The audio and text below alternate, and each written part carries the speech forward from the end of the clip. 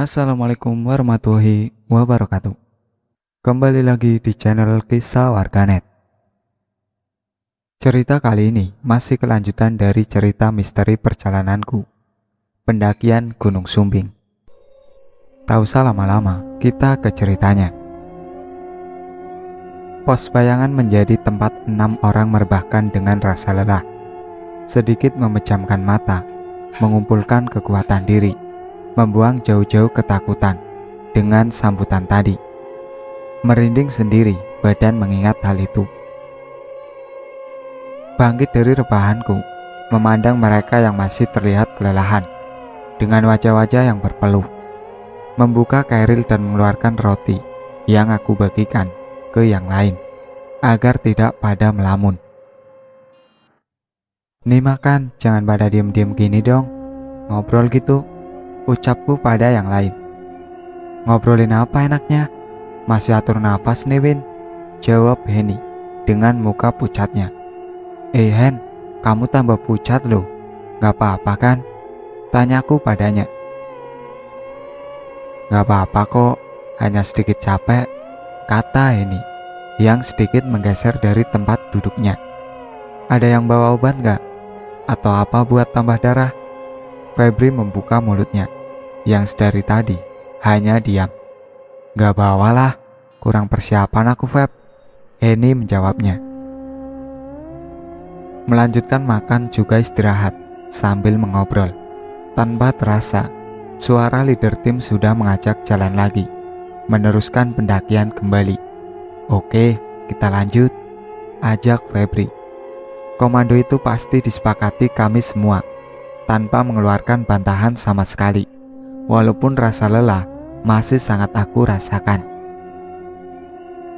Lagian kurangnya olahraga juga, sudah lama banget tidak muncak, jadi kali ini berasa berat banget. Ditambah lagi ini pertama kalinya aku menyaksikan sosok yang menakutkan seperti tadi. Jadi sepanjang pendakian ini dibayangi sosok pocong yang mengerikan itu. 6 orang sudah siap, semua berdiri menenteng semua bawaan masing-masing. Namun sebelum aba-aba jalan terdengar, 2 pendaki melintas menyalip kami semua.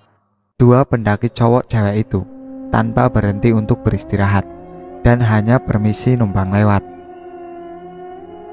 "Formasi tetap sama ya, kita mulai jalan," ucap Leo sang navigator.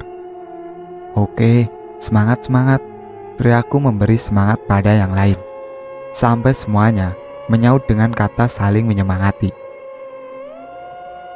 Hanya 1 orang yang sedari tadi tanpa suara, Mas Al. Memang lebih banyak diam, juga hanya seperti mengikuti alur perjalanan ini, tanpa bertanya ataupun mengeluarkan pertanyaan. Membuka mulut saat dia mau saja. Orangnya kurang asik, gak kayak yang lainnya. Meski capek, tetap berusaha ngobrol dan memberi semangat satu sama lain. Kembali menembus dinginnya malam yang gelap, mengandalkan sorotan headlamps, juga insting semata, mengesampingkan pikiran negatif, mengalunkan doa dalam hati, tanpa terputus sedikit pun. Setelah menapaki perjalanan kurang lebih 1,5 jam, sampailah di pos 2, pos yang sebenarnya, pos Siruwet. Di sini juga sudah banyak pendaki yang beristirahat. Beberapa tenda juga berdiri di area ini, mungkin bagi mereka pendaki yang santai, tidak terburu-buru. "Kalian beristirahatlah, kumpulkan botol kosong. Di atas ada sungai, aku nanti ambil air. Siapa yang mau temenin?" Terdengar suara tetanggaku ini. "Nah, gitu ngomong Mas, jangan diem aja," sahutku. Hanya senyuman terlihat sebagai jawabannya. Kata sautannya hanya hening, bagai angin yang lewat saja. "Nih botolku, aku temenin Mas," jawabku. Karena yang lain sama sekali tanpa jawaban. Setelah semua menyodorkan botol kosong, lalu botol itu diikat dengan tambang brusik warna hitam yang dikeluarkan dari dalam keril Mas Al-Sikra, lalu membawanya sambil melirik ke arahku sebagai ajakannya. Aku pun buru-buru bangkit dan menyusul langkahnya. Tidak lupa membawa senter sendiri untuk penerangan jalanku. Namun yang dibilang di atas sana ada sungai. Ampun, ternyata berjalan saja habiskan waktu hampir 20 menit baru menjumpai sumber air itu. Tunggu sebentar, saya ambil air. Kalau mau cuci muka atau minum, gak apa-apa, suruhnya padaku. Oh iya mas, jawabku. Melihatnya mengisi botol-botol kosong itu, aku hanya membasuh muka, merasakan dinginnya air pegunungan ini, meresap masuk ke dalam pori-pori di wajahku. Beberapa kali membasuh muka, saat membuka mata, di seberang sungai, seperti sosok kuntilanak, khas mengenakan daster putih lusuh, dengan rambut hitam panjangnya, tangannya terlihat melambai ke arahku. Gak usah takut, suara Mas Al yang justru membuatku terkejut. Mas lihat juga, tanyaku penasaran. Abaikan saja, mata batin kamu sudah dibuka dengan sosok yang menindih Heni di bawah tadi, imbuh katanya. Hah? Serius mas? Tanyaku dengan heran. Lihatlah sekeliling, suruhnya. Karena rasa takut juga penasaran, mataku akhirnya menelisik ke semua arah. Banyak banget penampakan yang membuat aku tercengang terduduk. Astaga, itu semua? Tanyaku tanpa mampu aku lanjutkan. Gak apa-apa, gak usah takut. Anggap semua itu tidak kamu lihat dek, Mas Al memberitahuku. Dengan rasa takut, berkali-kali memejamkan mata, berharap semua kuntilanak itu hilang. Namun usahaku sia-sia, justru semakin bertambah banyak terlihat. Mulai jelas wajah-wajah menakutkan itu terlihat oleh mataku. Mas, ucapku sambil melambaikan tangan, namun kepala dengan tubuhku tidak sanggup bergerak. Tatap saja, kontrol ketakutanmu. Biasakan itu dek, lawan semuanya, ucap laki-laki yang kini telah jongkok di sebelahku. Terus menatap ke arah lelembut yang bermunculan itu, mengikuti setiap arahnya, sampai semua kembali normal aku rasakan. Badan ringan dan bisa aku gerakan dengan leluasa. Meski melihat berbagai wajah menyeramkan itu, namun serasa biasa saja kini terlihat. Serasa ada kelegaan dalam dada ini. Menggugur sendiri rasa ketakutan yang dari dulu menjadi beban dalam pikiran.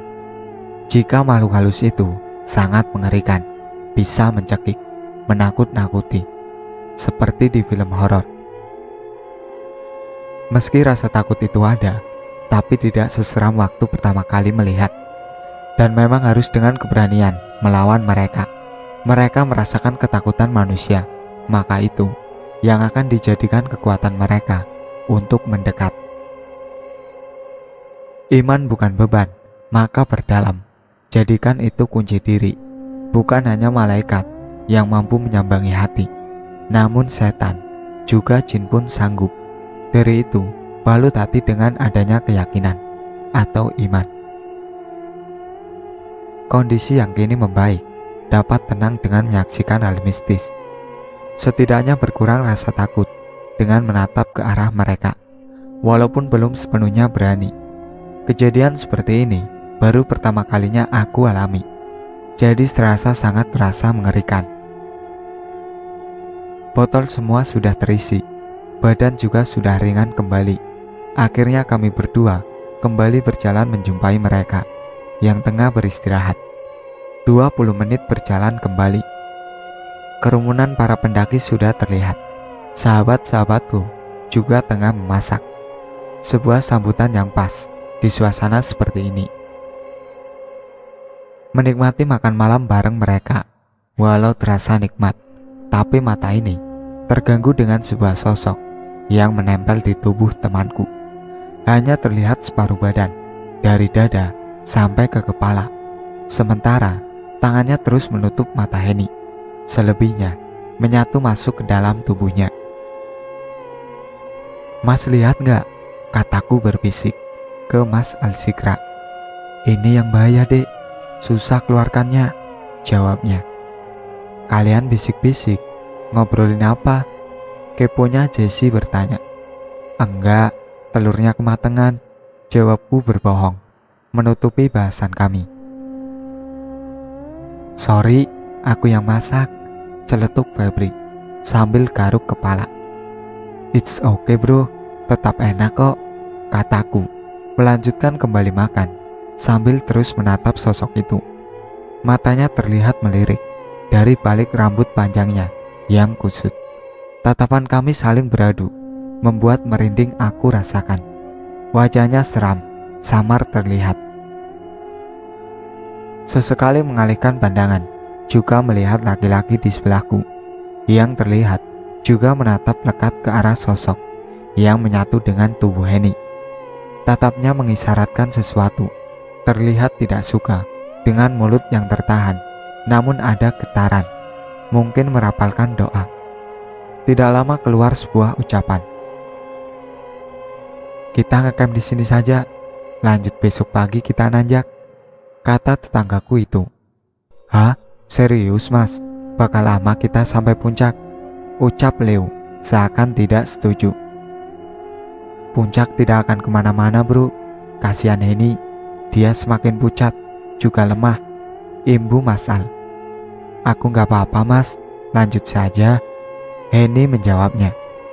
Kembali tersenyum tanpa adanya jawaban. Hanya saling pandang, mau dilanjutkan atau buka tenda di sini. Melihat kondisi teman yang seperti itu pun, pastinya akan lebih berbahaya jika dilanjutkan malam ini dengan gangguan astral di tubuhnya. Iya, besok pagi saja, kita kan gak buru-buru. Malam ini bisa istirahat, ucapku memberi jawaban.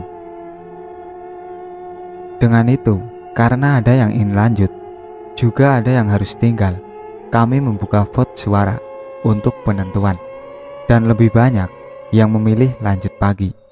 Akhirnya 2 tenda kami dirikan di sini, 1 untuk para cowok, 1 untuk kami bertiga, para cewek. Setelah tenda beres, kami hanya beristirahat di dalam tenda.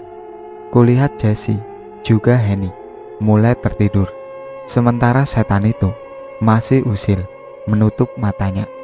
Berkali-kali mendongakkan kepalanya, melihat ke arahku. Serasa seram juga menyaksikannya. Lalu aku putuskan keluar tenda untuk mencari angin. Leo, kamu gak istirahat? Tanyaku, yang melihat Leo sedang duduk merokok sendirian. Siapa sih dia? Kasih keputusan sepihak gini, ucapnya menggerutu. Kan demi kebaikan sih, dia ngasih keputusan ini karena bahayanya mendaki waktu malam, jawabku menjelaskan.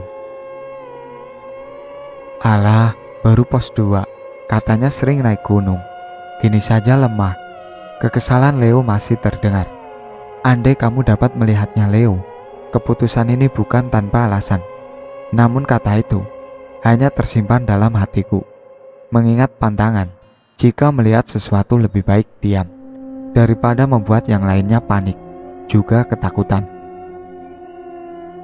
Ya sudah, kamu sabar saja, mungkin dia juga lagi capek, jawabku asal. Begitu bilangnya pendaki, katanya masih ngedumel kesal. Tidak lama dari perbincangan kami, keluarlah mereka berdua, Febri, juga Mas Al-Sikra, dari dalam tenda, mengeluarkan rokok, dan duduk di samping Leo. Sorry ya bro, jika pendakian kita tertunda, aku soalnya capek banget, kata Mas Al, sambil menepuk bau Leo. Iya mas, jawab temanku singkat, dan berdiri meninggalkan kami, masuk ke dalam tenda.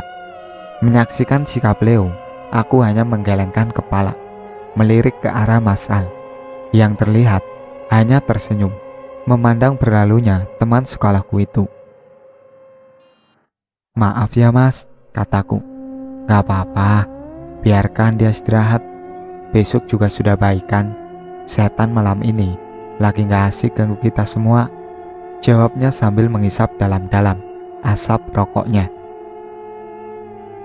Menyelesaikan semua itu, kami hanya beranjak tidur. Untungnya malam ini tidak terjadi apa-apa dengan Henny juga yang lain. Hanya perang batin Leo yang masih dirasakan jengkel olehnya. Meski susah tidur malam tadi, pagi ini kami semua sudah terbangun. Selesai sarapan, semuanya siap melanjutkan perjalanan. Wajah segar pun terlihat di semua teman-temanku, termasuk Henny yang juga lebih baik daripada semalam. Sebelum membereskan semua peralatan, gadis yang ditempel lembut itu pun terlebih dulu mengganti pembalutnya. Aku hanya sebatas mengingatkan untuk dibawa, jangan dibuang sembarangan. Rumor tentang etika tidak sopannya jika membuang bekas itu. Ku beri tahu ke Henny, yang ada ke depan nanti semakin mencekam, diganggu penunggu tanah sumbing. Jam 9 pagi, kami semua bergerak meninggalkan pos 2. Masih dengan formasi yang sama. Pendakian masih dipimpin Leo sebagai penentu arah. Kabut yang menghias mengiringi langkah kami. Semua dengan semangat baru, tenaga yang maksimal. Tentu doa menjadi dorongan awal saat kembali bergerak. Terkadang penyampaian kebaikan belum tentu diterima dengan kebaikan. Bahkan dengan sudut pandang perbedaan, mampu menunjuk orang lain lemah, tidak hebat dibandingkan dirinya. Pagi ini kami bergerak kembali, memijakkan kaki di tanah yang menanjak. Terpaan mentari terasa hangat. Angin yang perlahan menyipak kabut, membuka tirai alam, menghadirkan keindahan semesta yang luar biasa indahnya. Merabat tanah Gunung Sumbing dengan keutuhan tekad. Semua ikuti arahku. Jika mau istirahat, teriak, jangan diam saja, atau kasih keputusan sendiri, ucap Leo sang navigator. Oke, jawab Febri yang berada di belakang. Keringat itu sedikit berkurang karena sebuah kata yang masih berbau sindiran dari Leo. Mungkin dia juga belum bisa menerima penjelasan semalam yang diputuskan oleh kami semua. Hanya saja aku tidak tahu bagaimana batin laki-laki yang berjalan di belakangku, karena masih belum terdengar suara apapun sedari tadi. Meninggalkan pos 2 tidak seberapa lama, kami semua melewati area tempat kami berdua mengambil air tadi malam. Di area ini, aku hanya melihat, memastikan tempat di mana sosok-sosok semalam terlihat. Dan ketika siang hari, memang semuanya hamparan pepohonan, tanpa satupun perwujudan itu terlihat. Berlalu melewatinya terus menanjak hutan ini, mulai dengan pemandangan batu terjal di depan sana. Di sini kembali pengurasan tenaga terjadi. Pijakan kaki dan pegangan tangan adalah batu yang menyembul dari permukaan tanah. Akar juga ranting belukar, juga sangat membantu untuk merangkak memanjat ke area atas sana. Fokus, treknya terjal, teriakku, mengingatkan mereka yang berada di atasku. Semangat, semangat, ucap Jessie. Jalur Kumayan landai kami temui. Setelah sesak nafas, dibuat melalui jalur curam tadi. Hanya menarik nafas sebentar, kami semua sudah kembali melanjutkan langkahnya. Gumpalan awan menggulung putih di langit sana, menjadi perlindung akan paparan matahari secara langsung, namun tidak membendung keringat yang mulai membasahi baju kami semua. Masih dengan tuntunan semangat, semua terlihat penuh percaya diri, menyusuri trek demi trek, walau sedikit terdengar suara kami untuk menghemat tenaga. 4 cabang jalur kini terlihat, titik temu dari jalan via pendakian lain. Hanya sedikit membingungkan, karena 2 cabang tanjakan, yang mana harus dipilih. Woi, 2 jalur nih, mana yang benar? Kata Leo meminta pendapat. Navigator saja bingung, apalagi aku yang baru pertama kali mendaki Sumbing. Hanya Leo dan Mas Al yang pernah nanjak ke sini. Tentu mereka saja yang memiliki jawabannya. Tetapi Leo sendiri lupa mana jalur yang benar. Ambil jalur kiri, nanti di atas ada pertigaan. Jalur dari Butuh, kata Mas Al-Jikra memberi tahu. Lalu kami ikuti arahan itu, mengambil jalan sebelah kiri. Dan benar, meski jalurnya menanjak, juga seperti aliran irigasi yang terjal di atas, ada 3 percabangan. Hafal jalur dia, ucapku dalam hati.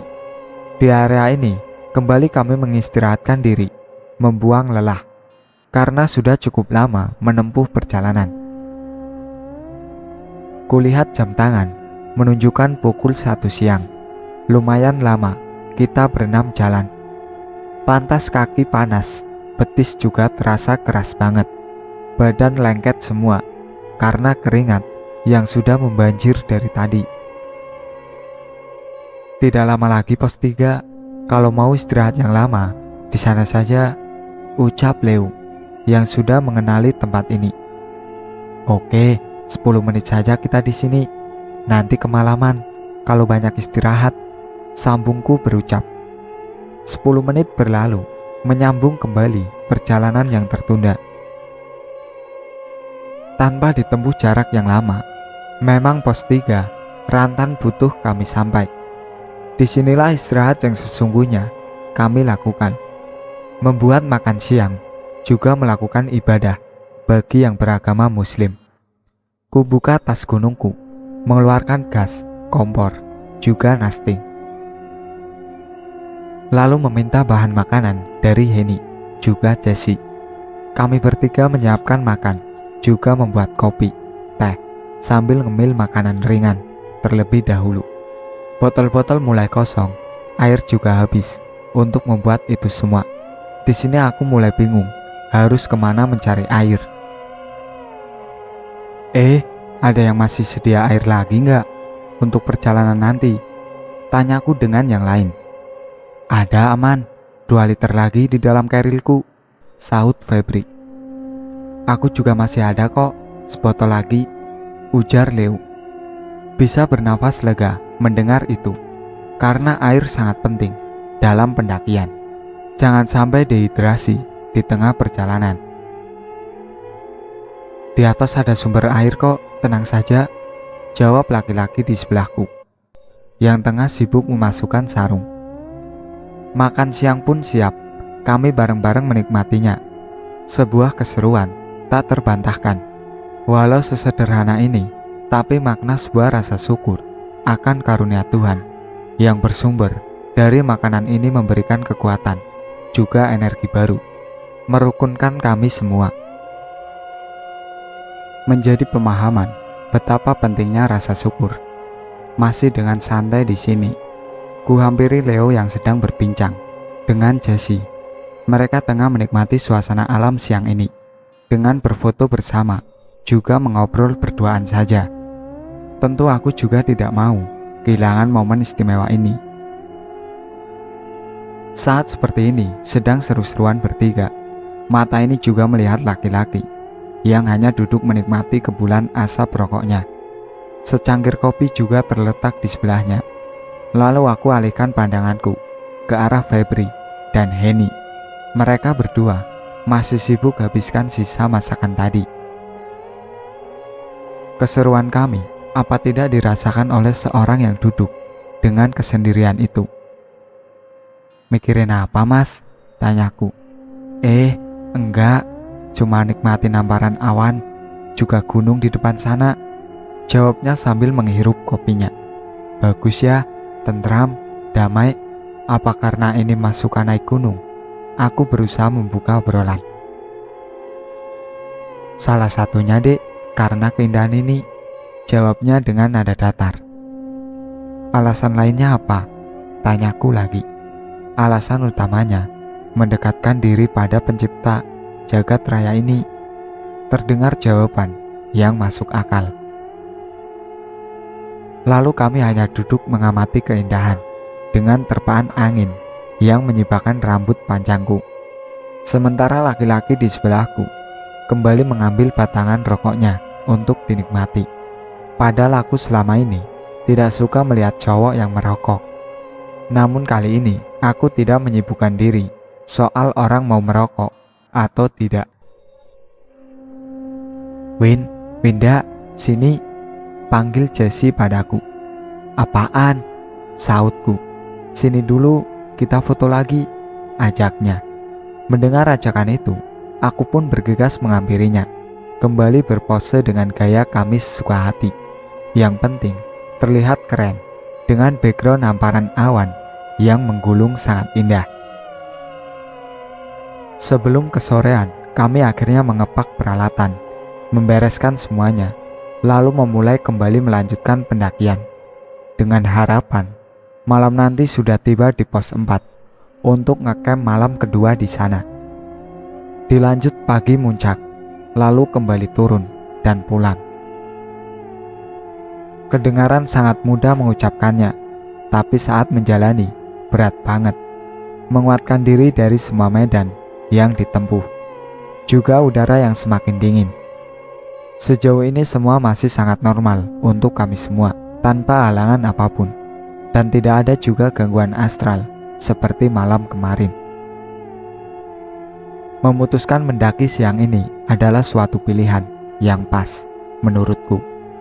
Singkat cerita, setelah memasuki waktu maghrib dan seharusnya di sini kami sudah sampai di pos berikutnya, semua itu meleset dari perkiraan. Kelelahan semakin terasa saat alam kembali dengan gelapnya, dan hal itu kembali terlihat. Sosok yang menempel di tubuh Henny membuat langkahnya kembali pelan.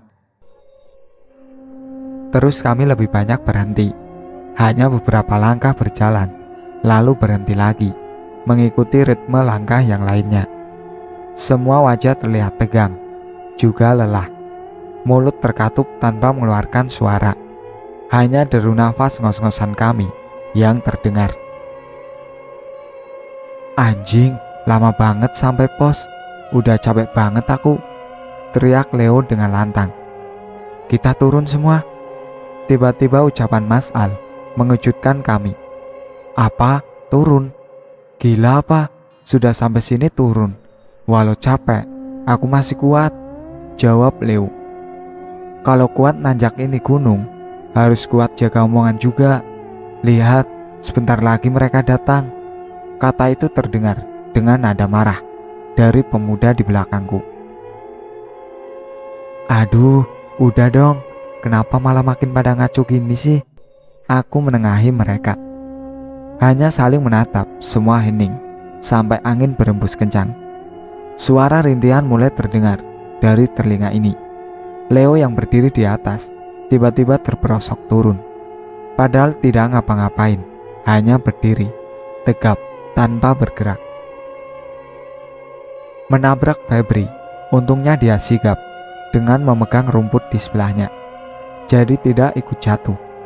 Geraman suara berat terdengar dari atas dengan munculnya sosok hitam bermata merah.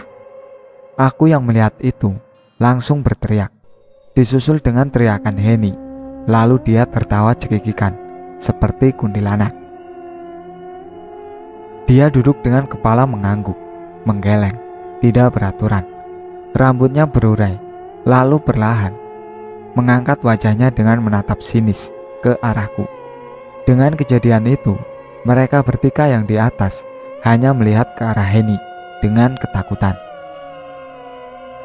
Aku yang berhadapan langsung juga merasa tatapan itu sangat mengerikan. Sepasang mata penuh amarah yang berasal bukan dari sahabatku. Entah disadari atau tidak oleh Leo, Febri, juga Jessie, jika di belakang mereka sosok hitam itu tengah menyaksikan kita semua dengan tatapannya. "Permisi dek," kata Bang Al. Aku hanya bergeser membuka jalan untuknya lewat. Dia meletakkan kerilnya lalu mendekati Henny yang tengah kesurupan itu. "Kalian bantu pegangin dia," pintanya. Lalu kami semua memegangi tubuh Henny yang kini malah memberontak bergerak melawan, mengeluarkan suara ancaman dengan berbagai macam. Dia mengamuk, kadang juga reda, lalu cekikikan kembali. Semua terbawa dengan suasana yang mencekam ini.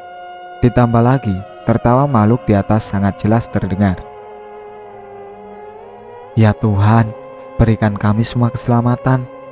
Terus berucap dalam doa sebisa aku, juga menahan tubuh Henny. Mas Al masih sibuk melafalkan doa-doanya, sementara makhluk hitam bertaring dengan mata merahnya, mulai bergerak turun ke arah kami. Langkahnya hanya melompat seperti sangat cepat menuju kami semua.